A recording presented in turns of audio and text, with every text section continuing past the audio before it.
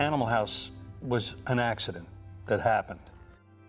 One day, Doug Kenny, who was one of the creators of the Lampoon, came to me and said, Matty, I really have had it. It's been 6 years now, and I just can't handle the deadlines anymore, and I just have to quit. And I was panicky. I didn't want to lose this guy. He was a star. Doug was a true genius, and such a he had such an incredible imagination. Doug is one of the great unsung heroes of comedy in this century. Doug Kenny was one of the great wits I've ever met. I mean, really a literary and very funny person. I just blurted out, "You can't leave." And he said, "Why?" And I knew Doug loved show business. And I said, "We're going to do a movie." And it was just like that. Doug Kenny and I started writing, and Doug sidetracked us into a high school movie. So we wrote a picture called Laser Orgy Girls, which was about Charles Manson in high school. This was we thought this would go over really big. We read the first draft, and I said, I don't think this really works, guys. It's kind of funny, but really way out there. I said, we can't do this in a movie. My God, you got them doing drugs and drinking and wild sex, and this is high school. I'll get lynched. We can't do this. We got to move it to college. And that's when Chris Miller came on board, because Chris Miller had written these wonderful college-based stories. I was writing stories for the Lampoon all through the 70s. And at one point, I wrote some stories based on my fraternity experiences. That's how it happened. Chris Miller, Doug Kenny, Harold Ramis. We were a team. We worked for about 3 months. We just debriefing each other. We told every college anecdote we could remember, everything we'd ever thought, heard, felt, seen at college, every character we knew. In my fraternity, in terms of mining it for characters, there was an otter, there was a flounder, there was a pinto. Why pinto? Why not? But I would have to say that where the characters come from in Animal House,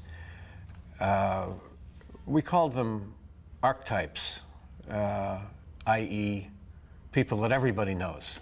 So if you went to college, you knew an otter, you knew a bluto, you knew a flounder. So it's like we had all this energy and all this creativity and all this desire and all these great experiences to pour into this thing. My relationship with Doug and Harold was great. It was the most joyous collaboration I have ever been a part of. We divided the treatment up into thirds. Each of us wrote a third, and then we switched thirds and rewrote each other, and then switched again. So we each had worked on each third of the script, and that was basically the first draft of Animal House. It was our job, really, to sort of develop this thing through drafts and get a good story going, until we had really what became Animal House. But then Ivan gave us paperback copies of Butch Cassidy and the Sundance Kid and said, "This is how a screenplay looks. Do that." That was all we knew. None of us had been to film school or even had written in that form before. None of us had ever written a script before, and so none of us had ever written a treatment before either. This treatment was longer than most movie scripts. And at that point, we were ready to go. So he came out here with a 104-page treatment. Ted Ashley, Ted was then the chairman of Warner Brothers, read the script himself and said, "You're wasting your time. It'll never make a movie." He went around and nobody wanted it. And out of the blue, about a week later, a guy calls me up from Universal Studios, and he said, "Mr. Simmons, I work for Ned Tannen, who's the president of Universal Studios, and I just want you to know I'm a great Lampoon fan. And if you ever have anything," I said, "stop." Matty Simmons and I went and had a meeting with Ned Tannen, I think it was, here at Universal, and we made a deal in like 5 minutes. They said, "Fine, it's a development deal." Now, what I didn't know, because this was my first studio experience, was that a development deal is like a ticket to hell. But Sean Daniel and Tom Mount were the two guys at Universal who really loved this project.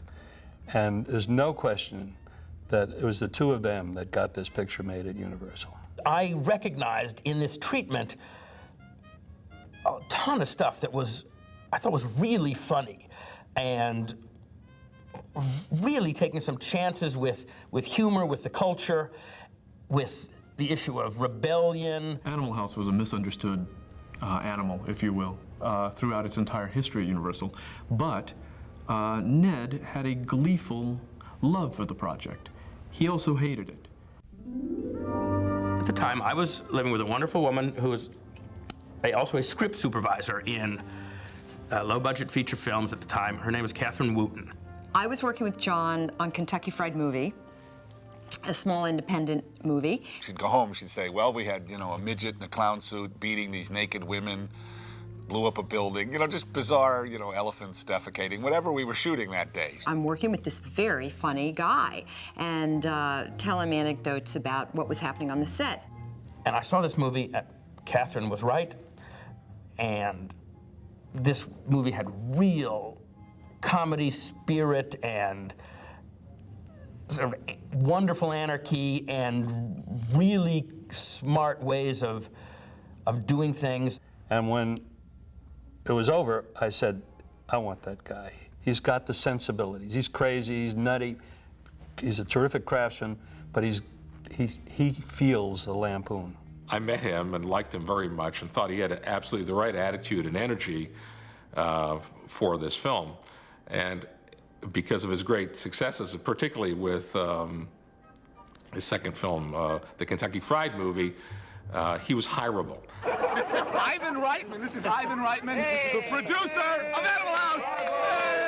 Hey! We thought the way to make this picture was with Landis, and the script, while it was terrific, still needed refining. We thought John could help with that. Without the right director, this movie was not going to happen. I sat down with John, and his take on it, how he saw it, and what he thought it should be was, in fact, exactly what it would be in its best form. There's dialogue humor and sort of drawing room humor and bedroom humor, and the level of sophistication of the gags rise and fall. And it's a very traditional movie, I think. It has a very traditional story, people being bullied and then striking back. And they're very kind of the outrageous group. Michael Chinich is the casting director that was sort of handed to us by Universal Studios. He's very simpatico and very empathetic and got it right away, understood it right away.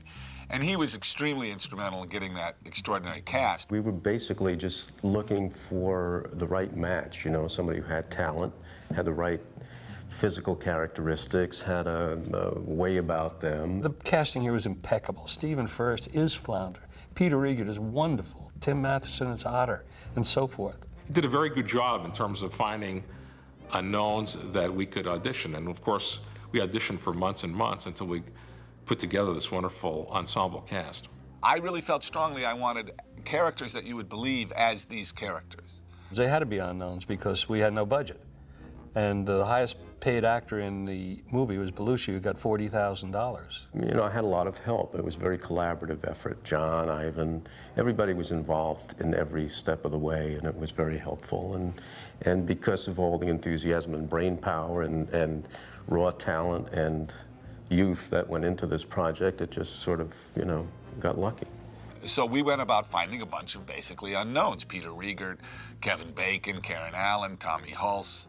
I think I got Animal House after about 4 auditions. If I remember correctly, it might have been a reading with Landis. Then I had an audition with Tim, and then with Karen. I think I'm in love with a retard. Is he bigger than me? And Peter and I read together, and I think I was very nervous. And I felt as though I had given a terrible audition. I was delivering pizzas in Hollywood, and I thought it would be cool and a good way to get into the business if I put my picture and resume on each pizza. John Landis had this idea that maybe they would find some, kids from acting schools. And he said, we're looking for preppy freshmen wet behind the ears. I'll never forget, that was the quote. When they opened the lid to the pizza box, there was my picture staring them right in the face. And I was discovered by Maddie Simmons. I went over to meet with the head of casting for Universal, and then she called me back to meet with John Landis. And right from the start, I became suspicious. His office at that time was in some dingy old hall. very little light. This is the truth. I don't know whether he was setting me up or what. His desk was a couple of cardboard boxes. There might have been a chair or two, I don't know. So I came in and I got to audition with Peter Rieger. And we hit it off and we were improvising and having fun with this, you know, it was a great character and a great story and great script. And so we just, you know, we had a lot of fun in the room. When I read this script and knew that they were asking me to read for this part of Boone, I knew who this guy was. I mean, it was basically me. I came back and auditioned again, and Landis did, the only time a director's ever done this to me, he took me outside after the second audition. He said, "We're gonna hire you. We love you, you're great, we're gonna hire you. Now don't say anything to anyone because, you know, and I'll deny this because I think for negotiating purposes, you know, you don't want to tip your hand." So, of course, I immediately called my agent. I went in for that part, and John, I think, probably made up his mind instantly that I wasn't right for that, and he started asking me if I'd ever ridden a horse. And I didn't know what he was talking about or why he was talking about this, and I lied to him and said, of course, I was born on a ranch in Montana, and I've been riding horses since I was a kid. So I walk in and I meet John, and I said, I have to sit down. You know, I can't tell you how sick I am. I must have had some bad food at this lunch. And do you mind if I put my feet up on your desk? I mean, I behaved in a way that I never would have if I hadn't been so sick. John said to me, can you be smarmy? And I had no idea what that word meant, but just by the sound of it, I kind of had an idea, and I kind of made this face. And he said, that's great, that's great. Do that again. And I got back on the plane almost immediately and flew home thinking, oh, well, you know, that's a learning experience. I'm sure I won't be cast in this. And then I think I got a call back where I just made the face again. And then I forgot about it. I didn't have an agent or anything, so I thought, you know, it was such a long shot anyway. And Michael Chinich, who was casting it, just said they wanted me to do Niedermeyer. A few months later, the casting director called me up and said, hey, you got the movie. And I was like, wow. And they wanted to cast me in the film, which you couldn't have surprised me more. He said, if you want to do it, it's yours. And I nearly fell over. And he said, you're getting scale. And I said, okay, great. And I didn't know what scale was. Not that I didn't know how much scale was, I didn't know what the word meant. I just figured, I don't know. You know, I don't know. Get on a scale, we're gonna weigh you before the picture starts or something. I didn't really know. The studio was pretty horrified by my choices. They were really distressed. I think one of the things that's a testament to why the movie was as wonderful as it was because they did just a great job of casting us right for our strengths.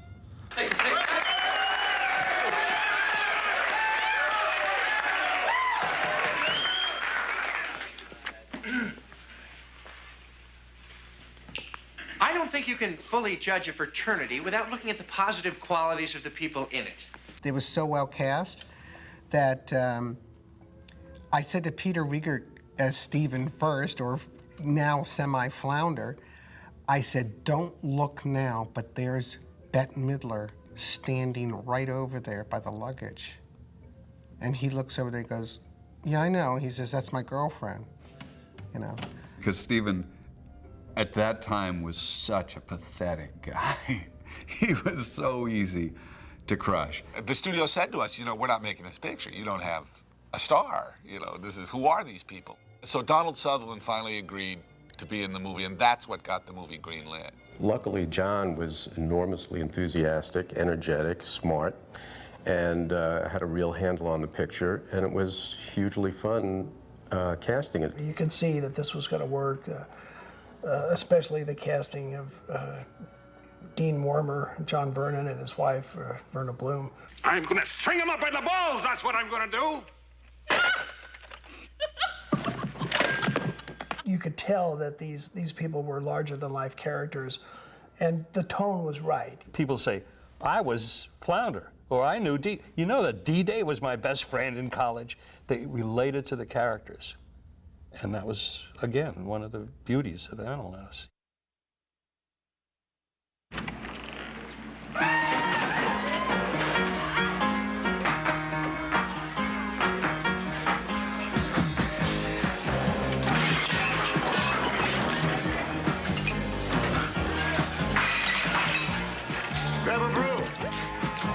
It's nothing. I made the comment, at the center of any great animal house is a great animal. And the three of us looked at each other and said, Belushi. Ladies and gentlemen, John Belushi. Well, John Belushi was an incredible talent, just an amazing talent. He had a cartoon face. He had a real animated face. His eyebrows could express all kinds of things. Ladies and gentlemen, intense fear. More intense. Much more terror. Absolute reassurance. Very confident. Extremely. Hey, Mr. Big Man on campus. How are you? How are you? Anger. Real anger. Furious. Rage. As I recall, it was always the intention that John would be the star. This was a vehicle for him, and that he would represent Lampoon in a certain way. Faith. Real faith. A man's a true fan. True friend. But wait a minute. What's he doing? He's pulling out a gun. And he was very committed. He had a feeling that it was a very important movie for him, and he was really giving it everything he had. And he's an extraordinarily talented guy, and so when he was focused that way, great things were going to come from it. He was a delight because he was so gifted and so funny. You know, he was funny. John was just funny. He looked funny, you know, and he knew what was funny, and when he played things, he didn't leave anything in the bag. You know, he just went, blah. No college would let us shoot the movie on their campus. We were getting closer to a start date. We'd begun to crew up. We'd begun to finish a cast. We still had no place to shoot it. The dean of the University of Oregon in Eugene, he said, sure, come on up, film here. And we were like, really? His story was that at one time when he was the president of another school, I guess the producers of The Graduate had sent him the script because they wanted to shoot there. And this guy read the script and hated The Graduate, said this will never make a good movie. And of course, when he saw the movie and saw it was great, he came to the conclusion that he doesn't know how to read scripts anyway. So when we came around, he decided just to take us on our face value, thank God, because that was the last one available.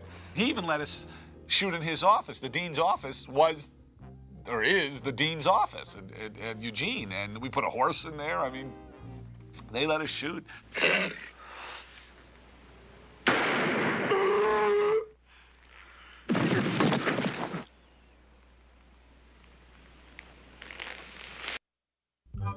The whole Animal House mob stayed at a place called the Roadway Inn. I had the Deltas come up a week early, 5 days early, to Oregon so that we could rehearse and basically hang out. I thought that was the most incredibly smart idea, as simple as it may sound. And I think there was a huge camaraderie. And we all sort of started playing our parts at that point. We didn't associate with Mark Metcalf or Kevin Bacon too much because they were of the other fraternity. Oh, poor Mark Metcalf and Jim Doughton and Kevin Bacon. It's just a point to exclude the Omegas, and they hung over, they stayed away from us. They walked in the dining room, and there was instant, it was like these three actors show up. It's like, gosh, we're on location. They meet this table of hostility. That's him. That's the asshole. So immediately I felt like outside this group. And they would be sitting at a table by themselves, and the Deltas would be sitting at a table by themselves. And so we would throw things at them and look the other way and stuff like that.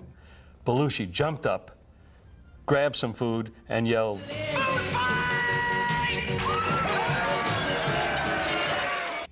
We'll all be 80 and say, I remember when we had a food fight. Great. I heard Delta's the worst house on campus.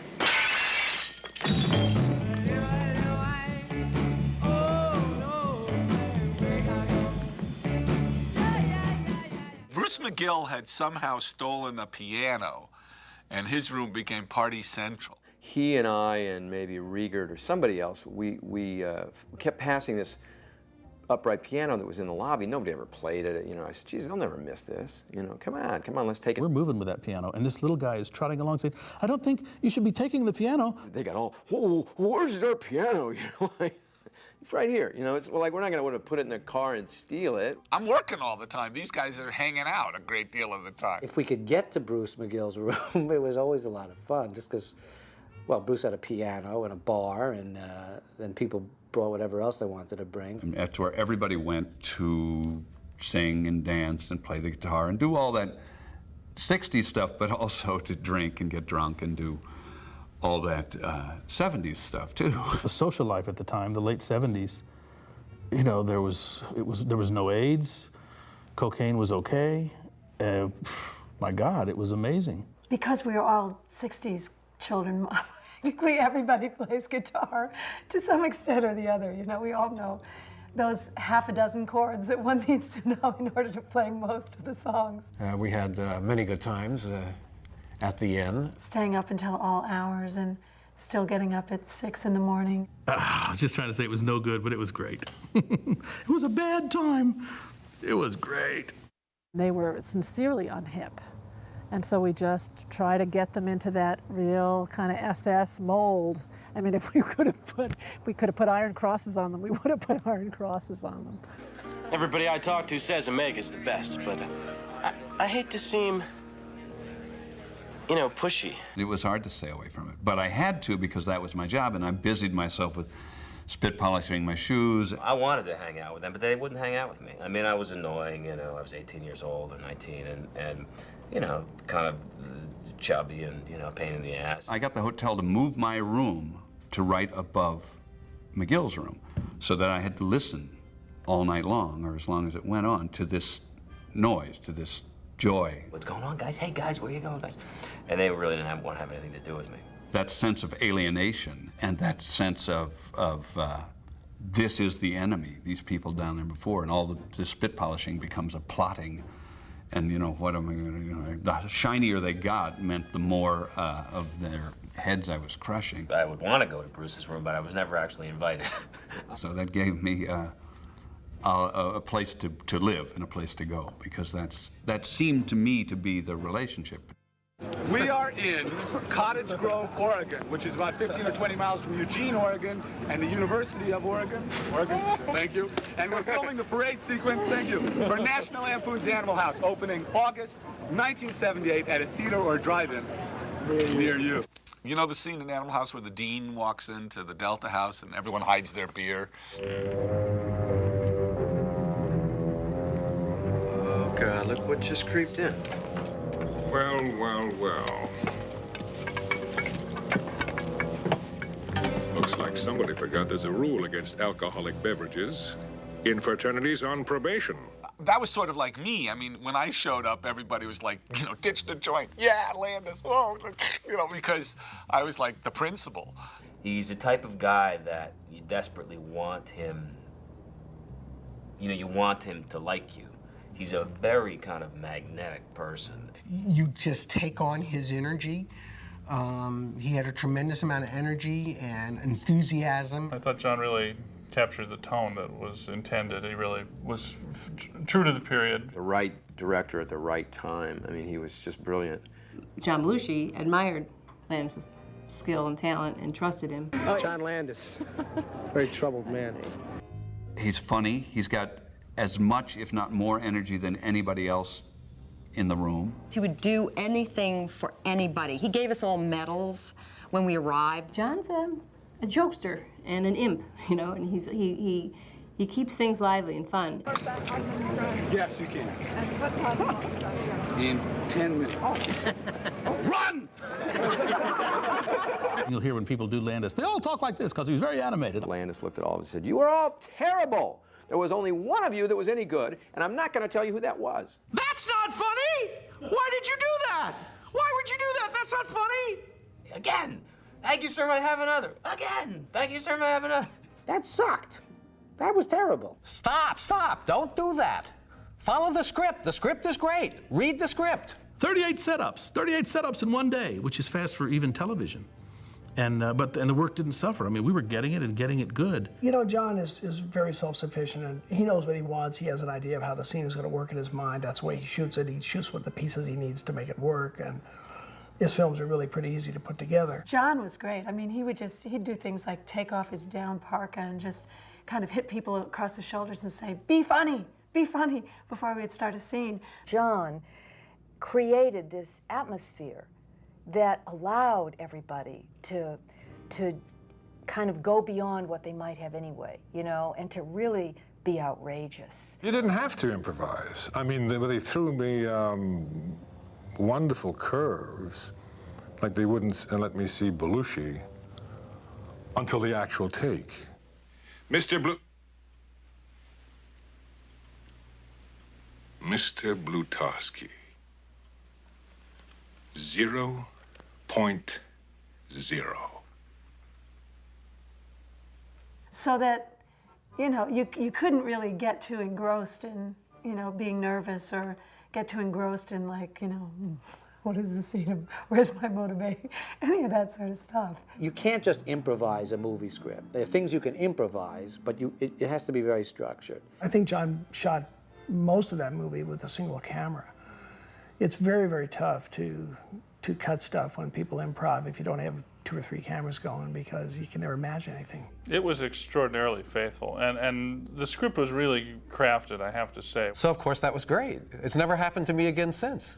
Every word I've ever written since has been changed. You guys up for a toga party? Toga! Toga! I think they like the idea, Hoove. A couple of the students invited us to a fraternity party on the Saturday night before we were going to start shooting on Monday.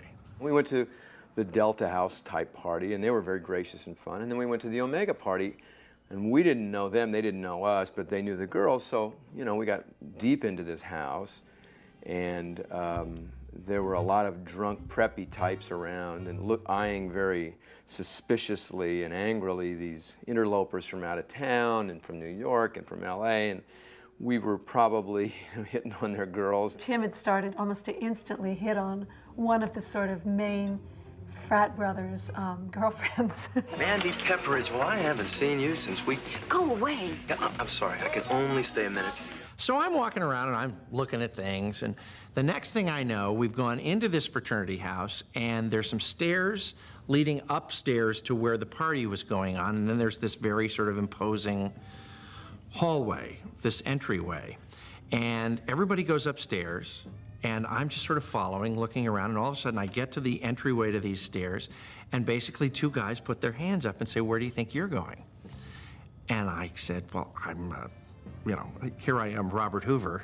I'm just going to join my friends. They've just gone upstairs to your nice party, and, you know, we don't want to really make a problem or anything like that." And they basically said, "No, you can't go up there, and if in fact you do have friends who are upstairs, once they realize you're not there, they'll come down and get you." And Tim came over to me and he said, I don't think we ought to be, I'm getting a really bad feeling about this place. And it was really clear, as when he said that to me, I kind of looked around the room, and people were not happy that we were there. There's a vibe that you could just feel in the room. One, that we're not welcome, and that we better get out of there right away. So I quickly sensed that Tim was right, and I said, "You're absolutely right." It was like lines out of the movie. If I was in your shoes, I'd be leaving. What a good idea. So everybody's filing out, and finally, this one guy who's standing by the door, who had been downstairs with me the whole time, giving me all this crap, as I get to the door, he says something like, you know, "Bye, asshole," or "Bye," you know, or whatever, something like that. And he's holding his cup of beer here, and I just took my hand and I popped it right in his face. Well, wow. The beer explodes all over the guy's face, and before you can snap your fingers, there were 300 fraternity brothers down the stairs on top of these guys. I mean, it was like a wave hit us. And we were out the door. They all go brrrr, like that. It was just like that. There goes Peter Riegert, airborne, smash. There goes, the girls aren't thrown out, but they're now screaming, stop, oh, stop, you're animals, stop. Jamie, he's gone. Tim Matheson in the back, I see him inundated on this front porch with these kids who are crazed. They've got Tim. And then I saw Bruce charging back in to get Tim. Tim was down like this. And everybody was getting the shit kicked out of him. As like 19 guys started swinging at me, I could feel these, blows glancing off the top of my head. And I sort of got knocked down and crawled out to the lawn. I see Tim crawl out on all fours. And about the time I reached the top step, still saying, like the great peacemaker, we're leaving now, we're leaving, there's no problem. Man, somebody Sunday punches me from behind. I go off the top step and crash in the middle of the sidewalk. I'm looking over, and there's Tim Matheson, also in the middle of the sidewalk. And for some reason, we decide we need to get up and walk away with dignity so they won't chase us. So I don't know how we agreed that, but I know we were on the ground with people around and kicking at us when we did. So we get up, and both of us start walking. Boom, bang, they're pounding on the back of our heads. We're down again. I look over, I say, Timmer, we're gonna have to run. He says, yup. So we just took off. And we got away, actually, about a block later, we got away. And I think Jamie Widows had a chipped tooth, and Bruce had a black eye, and, I had some cuts and scrapes, and thankfully we survived.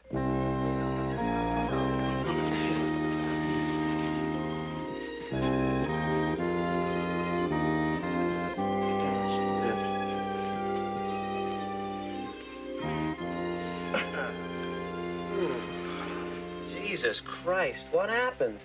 You look grotesque. Oh, some of the Omegas did a little dance on my face. Who was it? It was Greggy and Dougie and some of the other Hitler Youth. Why? What'd you do? I don't know. They're just animals, I guess. It helps when you start the whole thing off by a bunch of you getting the shit kicked out of each other together. That was probably... so I guess basically, quite unconsciously, I'm responsible for the camaraderie. I'm responsible for the success of this movie. John, Maddie, Ivan. No, I'm kidding. I'd known Elmer Bernstein since I was a kid. I went to school with his son, Peter. And years ago when they were little boys, we had taken them to see a Beatles concert at the Hollywood Bowl. So that's how long I knew Elmer. And Elmer Bernstein's famous for scores like The Ten Commandments, The Magnificent Seven, The Great Escape, all the John Wayne movies, and the big, incredible jazz scores like Sweet Smell of Success, Man with the Golden Arm. Guy's got an astonishing career. I got a call from John, who said, I'd like you to come to see a picture I've just directed. I said, well, what is it? And he said, well, it's a thing called Animal House. When I said, what about Elmer Bernstein to do the music? It was like, I remember they thought I was nuts. They really, so much of what I wanted to do, they really thought I was crazy. And the studio just didn't understand why John would want a guy who was noted for his great dramatic scores. I said to John, it's very funny. I still don't understand why me. So John said, well, I have an idea about how to do this. And I must credit John with this because it was John's idea. He said, I want you to score this film as if it were a serious film. He wanted the score to be basically a very straight underscore that would lay the framework for all this stuff that went on. I thought that was a very interesting idea, and that's what I did. And actually, it became a seminal thing because it became a way to score comedies.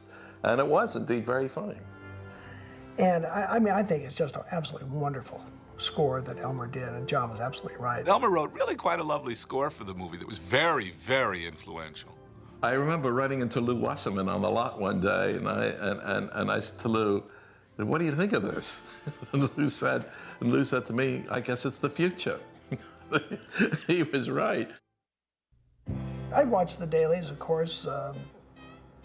Every day they sent them down, I'd watch them, and then we'd go in there and cut them together, and they were very funny in the raw form. When we started shooting, the dailies just sort of leapt off the screen. You could see that something great was going on. This stuff was really funny. And all of a sudden, people began to show up and stick around. The first real cut that we had, where everything was in it, but it was still cut pretty well, was about 175 minutes. So we just took George Roy Hill's advice, who came in and screened the movie with us one afternoon, and went on into the evening, because at that point the movie was pretty long. And he said, "John, you just have to take that movie, just grab it like you're grabbing a tree and just shake it. Just shake it, and all the stuff that's not important is going to come right out." We have our first screening for the studio. So there's Tom Mount on the phone, Sean Daniel, Ned Tannen, who's like the important guy, and George Folsey and I, George Folsey, the editor. Ivan, I think, was in Canada, and Maddie was in New York. So we show the movie, and Ned sits watching the film, and there comes a point in the movie, deep into the movie, where Otter has been set up by Babs, and he walks into this motel, and he's beaten up. It's Mr. Thoughtful with a dozen roses for you. 1, 2, 3, 4, 5. Well, looks like we're gonna be a couple of flowers short, so some of you boys are gonna have to shake. Ned says, "That's not funny." And John sort of looks over at me like, "What?" And I said, "It's not intended to be funny." So John says, "Ned, it's not funny because it isn't intended to be funny." And Ned, I'll never get it, Ned goes, "Oh, we're making comedies here that aren't supposed to be funny." And he walks out. And that was it. It's the only comment he made. And we didn't really know what exactly to do about it, because it was kind of a story point. So we decided we'd just go on and get to the preview. We had our very first public preview, and sort of everybody showed up. This was my first big studio preview, and I'll never forget it, because it was really one of those great, great screenings. There was a fraternity convention of some kind in town. So the theater where we had our sneak was filled like 80% with frat guys. And so we had a screening that was like the Firebird. They ripped the seats out. They went insane. It was like the most incredibly successful screening ever. By the middle of the film, they were stomping their feet. I had never been in a movie theater with that kind of reaction. I audio taped it. I'll never forget, because I went to the lobby and called Belushi in New York. "Listen to this!" I'm playing it. Because it was incredible, riotous. And then the studio thought, gee, maybe there's something here. You know? It was a fantastic preview. I mean, the laughs worked, and let's just say that everybody was convinced. You know, when you see an audience react to a picture like this, the visceral reaction that they had to the movie, you just knew that this was going to be a huge hit. It began to have this buzz. I mean, they talk about buzz. And there began to be a little buzz about it, about this is a really hilarious movie. It's going to be very hot, very big. I came back to New York, and I spent the money from the movie in about a week and a half. And I was back waiting tables again. And the picture came out, and there was a... I was very excited, obviously, because, you know, here's I'm in this movie, big movie. And I got an invitation to the premiere. They premiered it. It was a very successful premiere. Everybody was, you know, wildly applauding and everything. So I get into the movie theater, and I've got the wrong ticket. I got the ticket that says I got to sit in the back. I don't have, like, the, you know, like the good tickets. And the guy's like, "You can't sit here." I'm like, "Yeah, but I'm in the movie. I'm you know, with those guys." He's like, "You can't sit here." So then I go down to, I think it was maybe the Village Gate. We had the party, I think, down in the Village. So I'm figuring, well, now it's after the movie, right? So everybody's seen it. So now I'll be styling, you know. I swear to God, I walked around that party, and I tried my best to try to convince every woman that I saw that I was actually in the movie. And nobody believed me. You know, for a time, the movie was Maddie and Ivan's. And then the movie was Harold, Doug, and Chris's. And then for a long time, the movie was mine.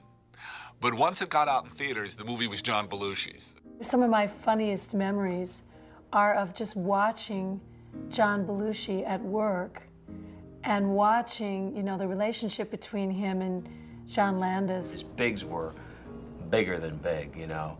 but he also had this side to him which was very sweet and quiet. And I remember just feeling very kind of affectionate towards him. John was an adorable guy. He was a great guy. He was a sweet guy.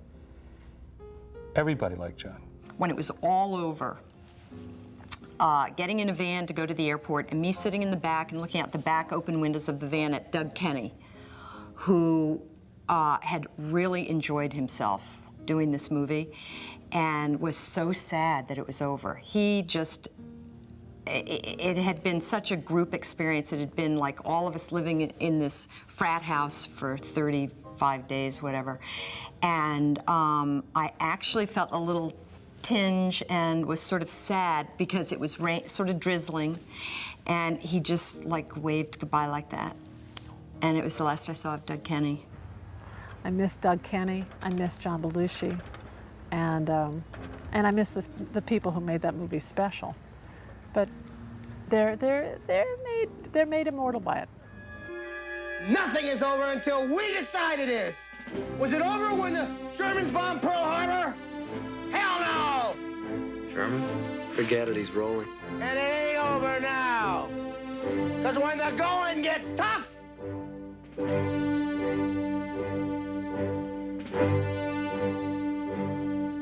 the toughs get going. Who's with me? Let's go! Come on! No one had written the definitive college movie for our generation, and we thought this was it. No one was in a better position to do it. This thing was going to outgross every comedy ever made. And I was sort of in a state of shock about that, and greatly enjoyed reading our reviews and reading the Weekly Variety to see us once again at the top of the list there. But it was really the first one, and so it's very dear to my heart. And it's one of those movies that people always come up to me and say, you know, it was just so much, I recognize all the guys in that fraternity. It has so much to do with my own life. I mean, this was the first movie that I had done that really was a big hit. That was a big studio movie. Didn't start out to be a big studio movie, but because of the nature of its popularity, became a big studio movie. And I think it really cemented my relationship with John Landis. And it was very important from my point of view because it led me into 10 years of comedies. As a first commercial screenplay to have that kind of success, it just opened a door for me that was, you know, tremendous and really allowed me to work, and it provided, you know, associations with people that were, you know, that I treasure. I made friends that I still have, and that have become sort of my college pals, you know. And it really was sort of a kickoff for my adult career. You know, I obviously was just thrilled to be a part of it, and it's you know, I have a real warm spot in my heart about it. It's a really wonderful, gratifying thing if what you decided to do with your whole life is, you know, tell stories. It completely surprised me. And what it did for all of us really is it just, you know, doors just opened to us. It became part of our culture. It was an historical moment for us along the way, and it has stood the test of time. And I think it gave me, and it gave everybody who worked on it, this unforgettable lesson that it's worth it, and a movie can be everything that you ever wanted it to be. I'm proud of it. I am very, very proud of it. You know, I've done a lot of different things, but certainly in movies, this is the thing that will always stay with me. You know, Animal House was such a success and such a boon to everyone's career, and such a positive experience, basically, for everyone.